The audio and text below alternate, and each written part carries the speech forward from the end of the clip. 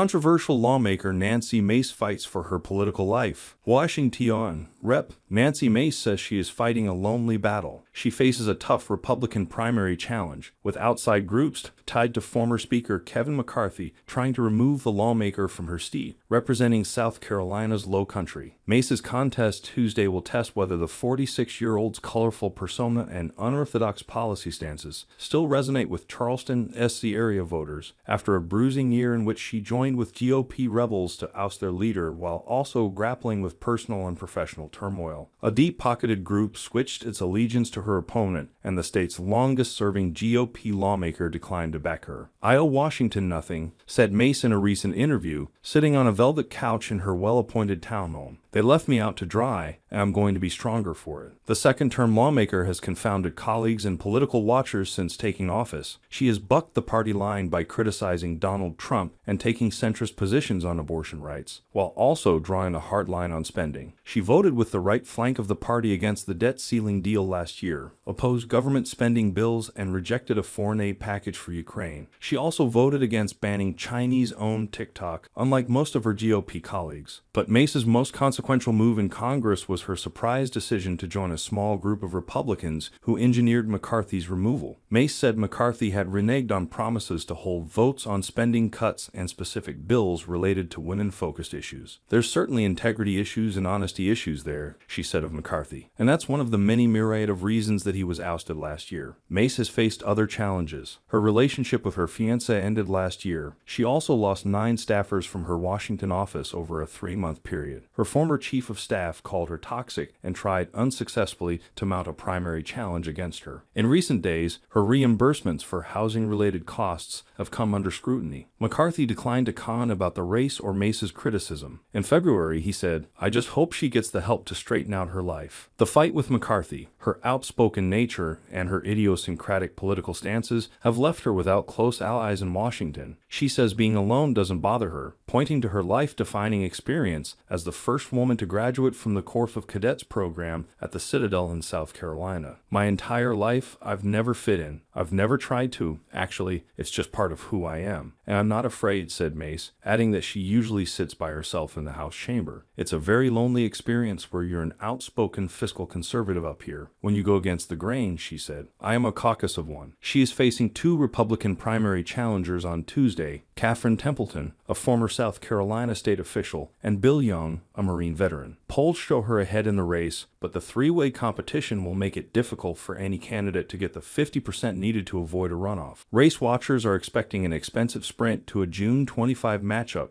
between Mace and Templeton, seen as the top opponent. She has been under pressure before. In the last cycle, she successfully fought off a strong GOP challenger after Mace criticized then-President Trump because his supporters attacked the U.S. Capitol building on January 6, 2021. She said the riot had wiped out Trump's legacy. Trump called Mace terrible and a letdown. Today, Mace says that after 4 years of President Biden, Trump is the correct choice for the White House. She backed Trump in the South Carolina primary over Nikki Haley, the state's former governor who supported Mace against a Trump-backed challenger in 2022. Mace has praised Trump for his immigration and economic policy. "You don't have to like his tweets, but know that he's very sensible on social policy," Mace said of Trump, noting that the two have met and discussed abortion rights, which Mace says are important to voters in her district. Mace supports abortion access until the 2nd trimester, while Trump recently said the decision should be left to the states. As for January 6, she said, voters have moved on. Trump backs Mace, and Speaker Mike Johnson,